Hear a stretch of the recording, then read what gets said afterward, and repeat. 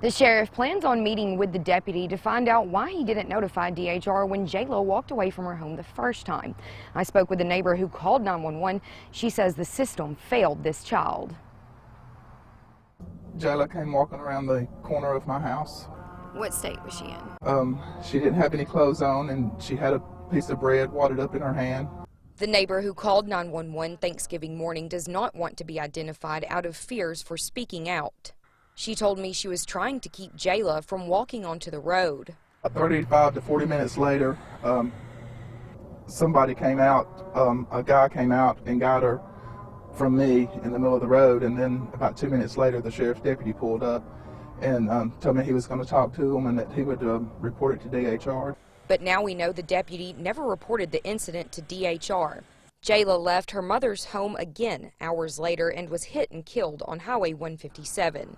I feel like that Jayla has been failed by DHR. I feel like the sheriff's department has failed, and I feel like the community as a whole has failed this child and the other children that are in situations like this. This neighbor told me Jayla's death was preventable. I was devastated that this child was left in this environment, that there was no precautions taken. Now, the Lawrence County Sheriff was not available to speak on camera today, but he did tell me that his deputies are looking into how many times they have been called to Jayla's house, and I'm still waiting to learn if the deputy who failed to report this latest incident to DHR will face any punishment. Live in Lawrence County, Breken Terry, WAAY 31 News.